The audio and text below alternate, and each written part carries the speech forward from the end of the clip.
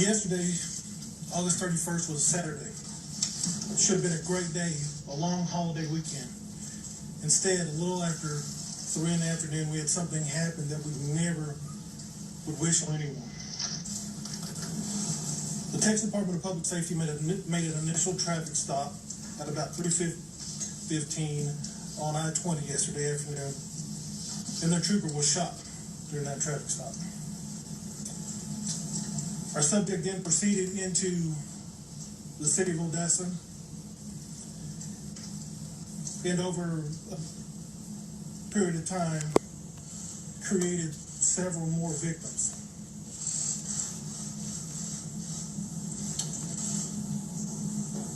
Initially, it was thought that there may have been multiple shooters, and that is because at some point this subject changed vehicles. We are now confident that there was just the one actor.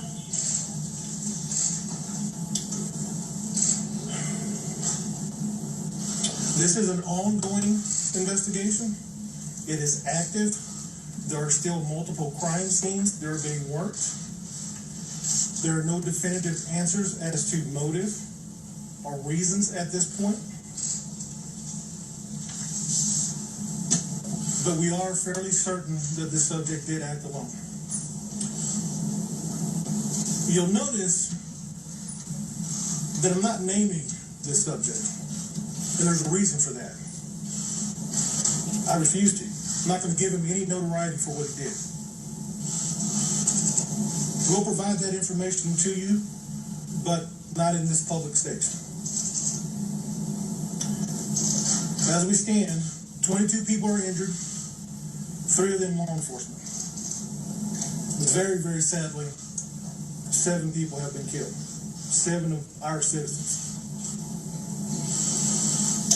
Those 7 victims have ranged in ages from 15 years to 57. Very sincerely, I say to those families, I offer my apologies and my condolences. My heart aches for all of you. I ask the city of Odessa, the state of Texas, and the nation to please lift up your hearts and send us your prayers. I thank everyone who has already done that. There has been a tremendous outpouring. And just to the local audience, please, with your show of support, you're going to the crime scenes and you're dropping off food and water, and that is much appreciated, but it is also hindering the investigation. So please, if we could stop that and just bring that stuff to a central location here at UTPB would be great. Also want to thank all the support we've gotten from other local, state, and federal law enforcement agencies. The outpouring of resources has been amazing. The cooperation while this incident was ongoing was amazing. Please understand this is a different type of active shooter that we were involved with because he was mobile. And that creates some very special type of issues.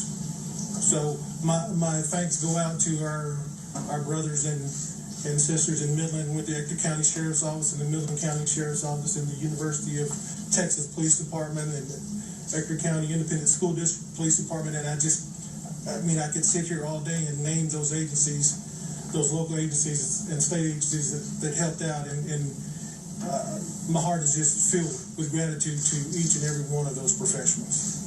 So, to close out, I would invite everyone, the community, to join us here this evening at UTPB for our prayer vigil, which will start at 7 p.m. Thank you. Well, Chief, thank you. Thank you. We're proud of you.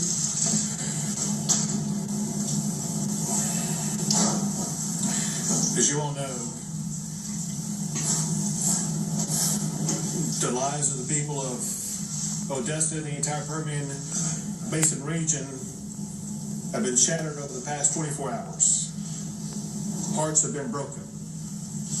We want people of the Permian Basin to know that all of Texans stand with you. and embrace you at this time of challenge. We are here today, and we'll be here every day until this community is pieced back together. But we know that words alone are inadequate. Words must be met with action. I want to thank the police chief for his tireless efforts over the past 24 hours in the robust and heroic response that he and his fellow law enforcement agencies and officers utilized to bring the gunman down and to quickly de-escalate the challenge and to literally save lives that could have been lost had it not been for the action of the collaborative effort by law enforcement. Along those lines, we cannot thank enough all of the first responders from all of the law enforcement agencies involved in this process to ensure that they were going to be able to do what was necessary to restore safety in this community. As governor, I particularly want to thank the Texas Department of Public Safety for what they did. We talk about this all the time, and that is, there is no such thing as a routine stop. The way all this began yesterday was with what would be categorized as a routine stop by the Texas Department of Public Safety, only for that stop to immediately escalate into gunfire by this killer, with a DPS officer being injured in the process. So I appreciate the way that the Texas Department of Public Safety steps up every single day, always prepared, knowing that their lives are on the line any stop they make, ensuring safety in our communities across the state. I also want to express my gratitude to the incredible healthcare providers in this region. They had to deal with probably what was their most challenging day ever, and they stepped up with collective calm and poise to make sure that they were able to heal the wounded as quickly as possible. I want to express my deepest sorrow for the families who have lost a loved one and for all the victims who have been wounded. The hurt you feel is incalculable, but you must hold on to the hope that you can also have. And we're seeing this already with the family of one of the victims. Some of you know that one of the victims is a 17-month-old child. And moments before coming in here, I received a text from the mother of this 17-month-old.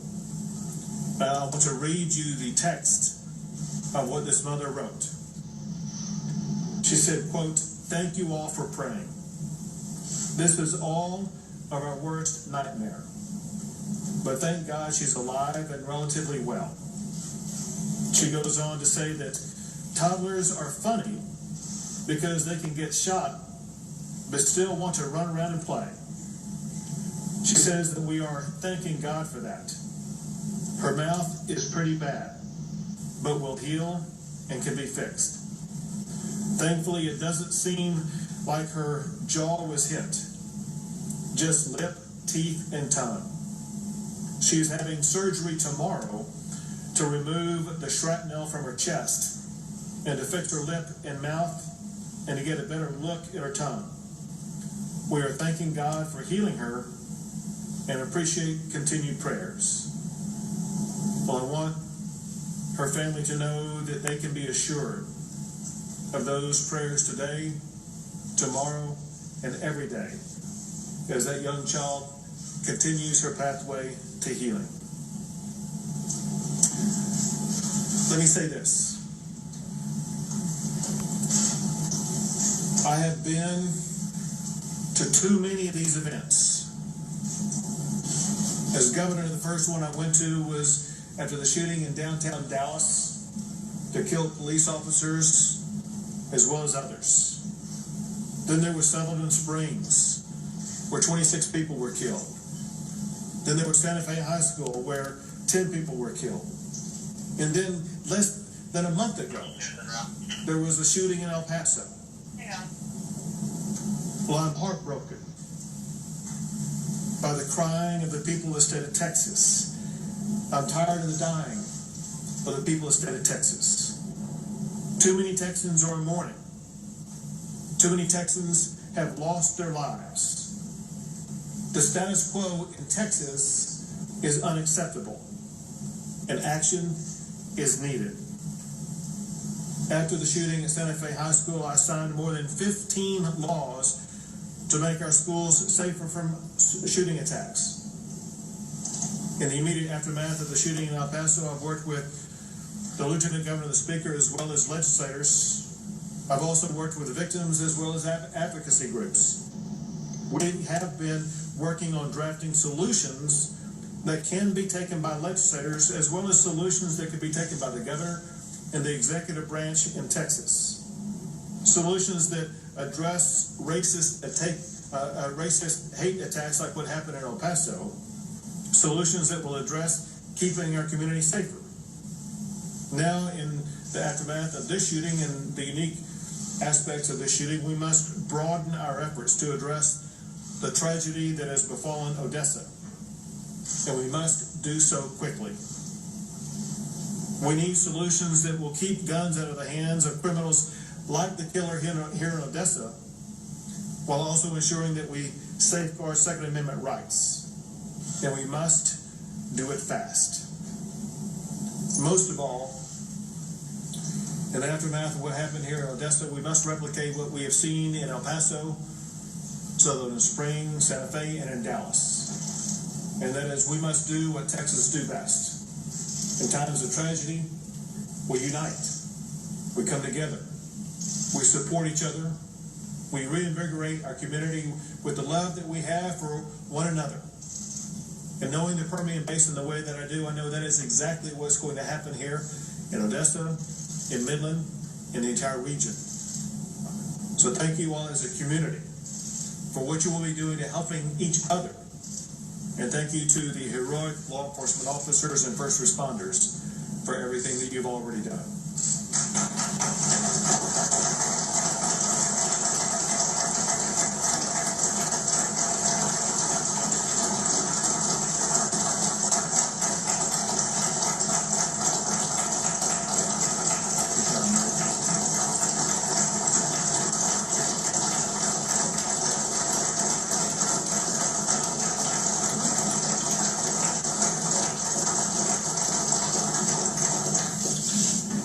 As we continue with this press conference, first I'd like to echo and applaud the governor for all the work he's doing in trying to bring a lot of attention, needed attention, overdue attention onto the active shooter scenes that we unfortunately were having to respond to.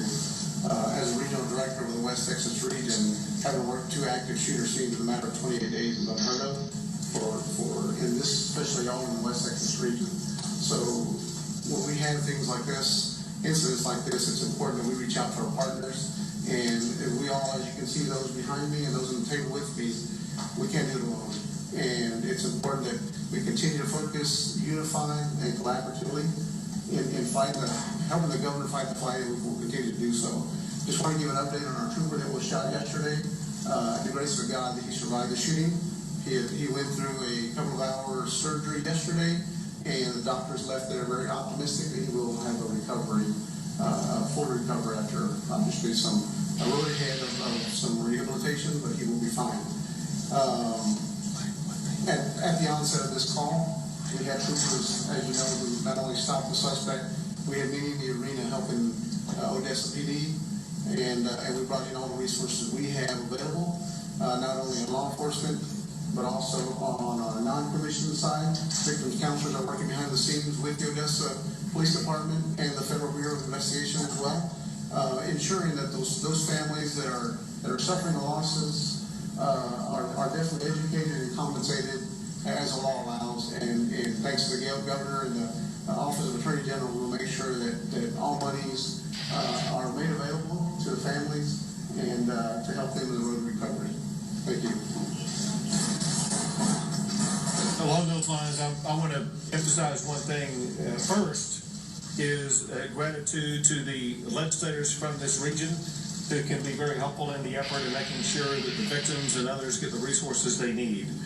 They're behind me, and I want to recognize the senator from this region, which is Senator Kel Seliger, and the House of Representatives member Brooks Landgraf, as well as regional representative senators, Senator Perry and Representative Craddock. They can all be extremely helpful in working with local families and local communities and local schools, as well as the healthcare providers, in providing information to us at the state level. So I urge you to be active in the next day, weeks, and months to come, and working with these representatives and senators to make sure that all of your needs are raised and addressed. With that, we'll pass over to the federal official involved. Hello, my name is Christopher Combs. I'm the FBI Special Agent in charge. First, I want to commend the local law enforcement effort and the state effort here. There's no question that these are the true heroes. In the midst of a man driving down the highway shooting at people, local law enforcement and state troopers pursued him and stopped him from possibly going into a crowded movie theater and having another event of mass violence. I think that's the story of law enforcement that should be conveyed, of how heroic the chief's men and women are. So I want to commend them on that. The FBI is here, as we are now, almost every other week, supporting our state and local partners on an active shooter. We are now at every 2 weeks, almost every 2 weeks, an active shooter in this country. The FBI responds to them all to support our state and local partners. Here in Odessa, we have 130 FBI personnel supporting the chief, with help also from DEA and ATF and the Postal Service. There's another 45 federal agents here. So I have pledged all of federal law enforcement to support the chief and the commander, that we can help them on this. I know your questions are probably, is there a connection to terrorism in this? At this point, I can tell you, we do not believe that there is any connection to any domestic or international terrorism. We are still working through that. We're conducting searches at this exact moment in time to make sure that there is nobody else even possibly connected with this.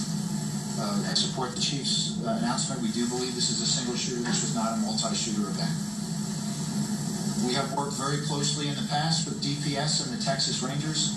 In fact, the very same team that worked at the Sutherland Springs mass shooting is the team that's here from the Rangers, along with the FBI team that did that crime scene as well. So the connection between the FBI, the DPS, Odessa police is built on unfortunate experience of working together. But we are all working together to make sure that this community is as safe as it possibly can be. And we will be here for the duration of the time that the chief needs our services. And unfortunately, we will then get ready to go to the next active shooter, which is an unfortunate statement to make, but it seems like that's what we do. We respond to one after another of these horrible events. And we will always be here to support our local partners and help them through these horrible tragedies that we've seen here in Texas and across the country. Thank you, sir. Thank you. A few questions. Chief, could I ask you, do you believe that the government was going to go to that venture? There's no way of absolutely knowing that, but it begs the question, why go to the theater if you're not planning on entering the theater?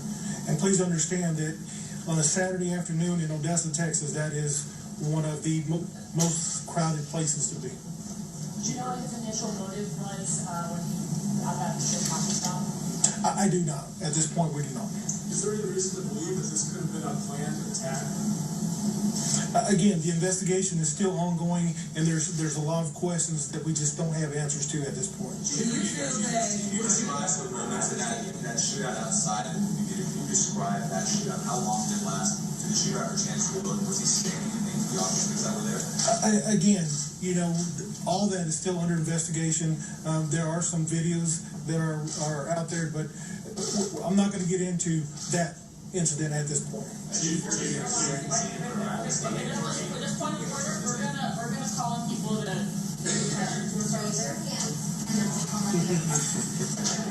tricky. There's also another crime scene we responded to in Governor Abbott Stadium where an eyewitness told us that a blue pickup truck was shot by police officers and that it was involved in a chase earlier that evening. And do we know if that scene is connected to the shooting that happened earlier today? And if not, can you still tell us what happened in that situation? I have no information about the incident that you're talking about. What was the firearm used in the shooting? How did the suspect obtain it? Okay, the firearm was an AR type weapon, and as far as how he obtained it, that is still under investigation. Why did he stop in the first place? Why was he stopped in the first place? He stopped for a simple traffic violation By DPS. By DPS for failed to signal required distance. What? I'm sorry? He's got, I believe there is some criminal record attached to his driver's license that I'm sure that will surface later. Is the suspect from Odessa? Question for the governor. By coincidence today, a bunch of new gun laws went into effect in Texas that a lot of people see as weakening gun laws in Texas. What do you say to people who look at that and wonder if Texas is going the wrong direction to stopping more shootings? Well, for example, one of the laws that went into effect, and some deal with issues like this, and that is laws that ensure that more school marshals will be able to have guns to keep schools safer. So some of these laws were enacted for the purpose of making our community safer. Is Texas doing enough to restrict guns like AR-15s? Well, what we have been doing, especially in the aftermath of the shooting in El Paso, we've been meeting daily, in part with members of the legislature, in part with victims, in part with members of the community, in part with our federal counterparts. And we've been hammering out on a daily basis new additional solutions that we will be working to offer up. Some by the governor, some by the executive branch, some by the legislature. But these will be new and different solutions that will work to de-escalate gun violence in Texas. Does it increase the sense of urgency to have 2 incidents like this within a month? Absolutely. Is the suspect from Odessa? The suspect has an Ector County address. In the front glasses. Yes, sir. Yes, go ahead, sir. Sir, you know which reason why the subject would have been resistantly stopped and able to clear outstanding warrants or unresolved criminal matters for him, as far as you know? As far as I know, there were no active warrants.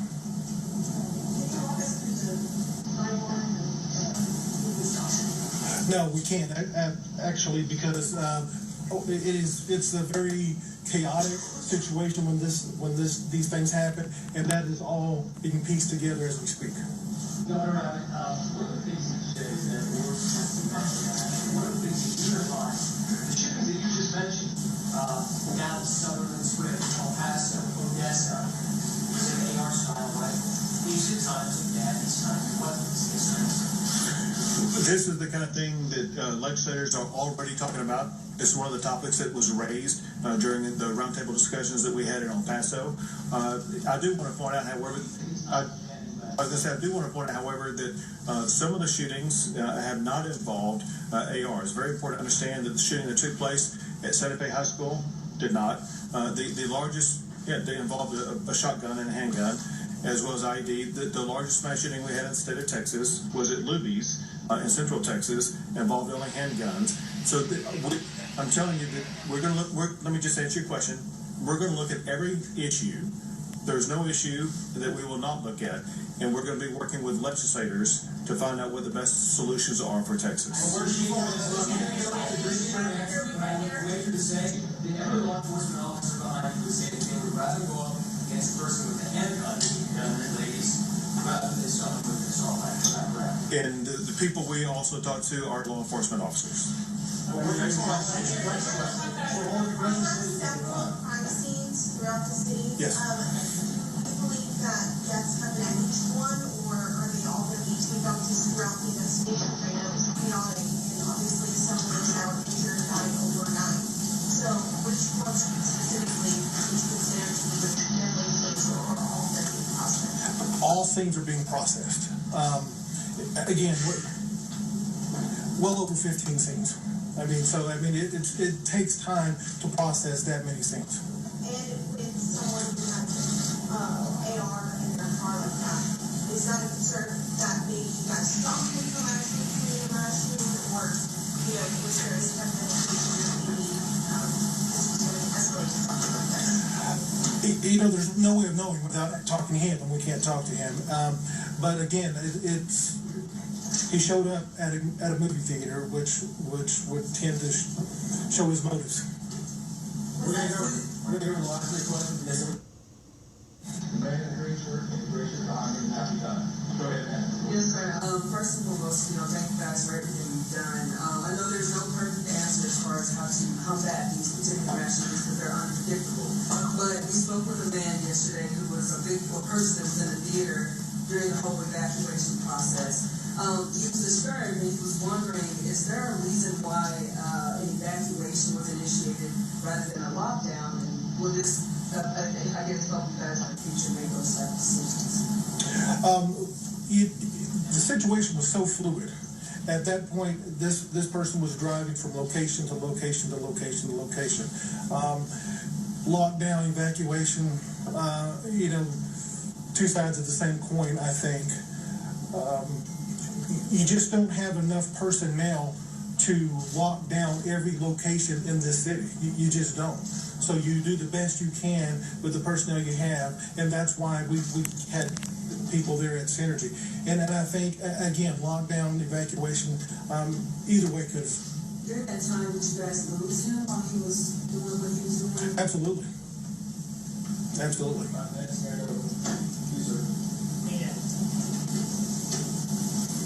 Earlier yesterday, you said that there was a person that you knew who it was. And was there a reason why you knew who it was? Did something happen earlier that day that you were set off on?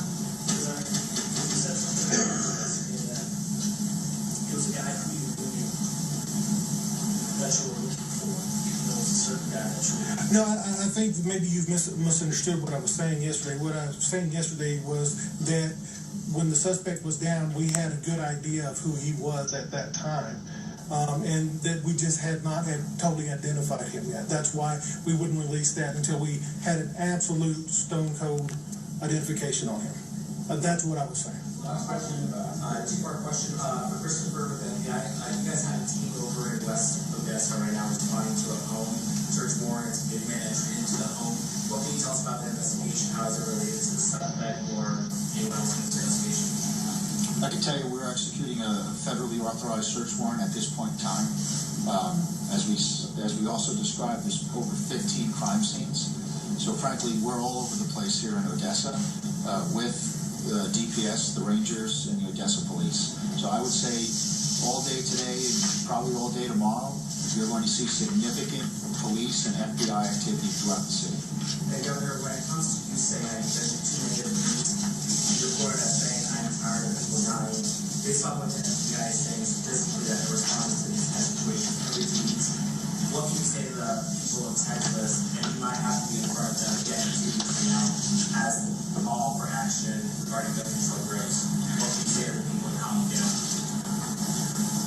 First, from the response side, at the state level, we have a sense of urgency to arrive at solutions, and working together with the legislature, working together with our law enforcement officers and federal partners. And we are working quickly to hammer out some solutions, to put some solutions on the table. Second, importantly, is the way that our law enforcement responds. They work 24/7 to make sure that their communities are safe as possible. And you can see the dedication that they have. And they will be doing the same to replicate that effort in every community across the entire state of Texas. Thanks, guys. We're running.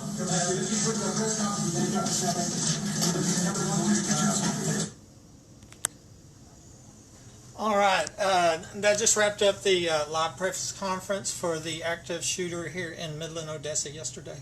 A very sad day. I'll remember it for the rest of my life. It reminded me of 911.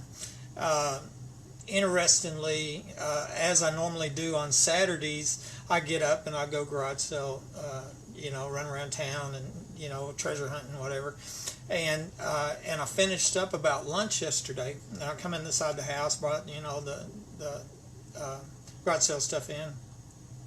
And I had the listings for Odessa over there, and there was sales over in Odessa. And so I literally got back in my car and I was going to drive over to Odessa, and I'm sitting there in my driveway, and I changed my mind. I think I don't want to do that because it's 20 minutes over there, and it's already warming up, because it's lunchtime. And so I changed my mind, and I come back in the house. If not, I've been right in the middle of it, that's all there is to it. And so I come back in, and I took a nap, and then but my scanner's running like you just heard it, all the time, and it runs while I'm just napping here. And I woke up and I heard that call. I got about 20 seconds. I better get up and pause it so I can record it, or I'll lose it. And so that's the call I recorded, where that police officer was saying somebody was shot, and that he's chasing the other vehicle. That's what he said, the other vehicle. And and so I can't tell you how many times I've done that on the police scanner on these calls like that. I could never imagine it ended up with 22 people shot and and 8 people dead or whatever. And so it was an incredible day. The one thing that for me personally is that I understand what it's like to have somebody shoot you. A shooting. It's how I described it.